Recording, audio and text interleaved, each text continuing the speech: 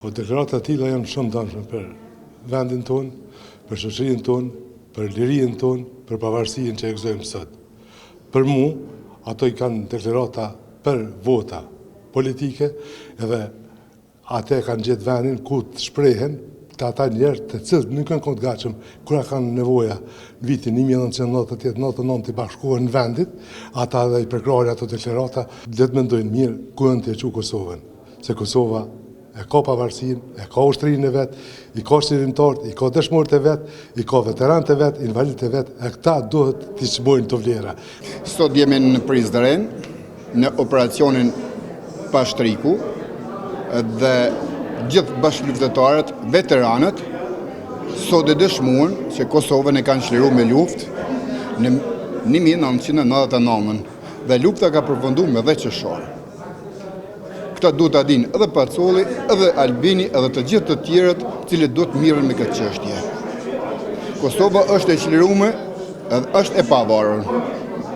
Askush nuk e ka shit, askush nuk mund ta shes, askush zguxon ta qet në tavolinë me shit Kosovën.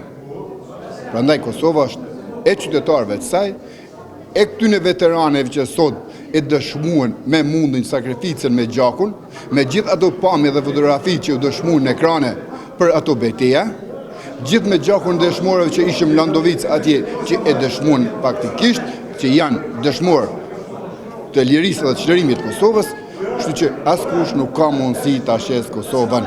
Këto janë deklarata propagandë luftë për pushtet, ata mendojnë që me këto mund të arrijnë edhe të fitojnë, i fitojnë ignorancën politike të cilët prezantojnë. Kjo është një situatë përmetar keq. Këta njerëz në një farë mënyrë po sfidojnë lirinë, kurse liria është e panegocjueshme. Kjo liri është paguar shtrejt me sakrifica të njerëzve të cilët kanë pas guxim, kanë pas vendosmëri dhe përkushtim, edhe po e sfidove lirinë, dihet që fundin nuk e ki larg. Edhe kjo nuk është shaj i forcës dhe i fuqisë, po shaj edhe treguesi i dobësisë.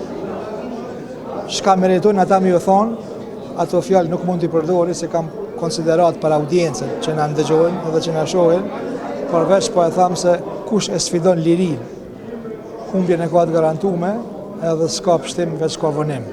Mua sinqerisht më vjen shumë keq për retorikën që është duke përdorur sot në aspektin e politikës. Sigurisht që nuk i takon dikujt që ka pozitën e kryeministrit dhe ministrës që të flasë në këtë formë, sidomos kur vjen në pyetje ushtria shërimtare e Kosovës dhe veç shërimtarët e saj.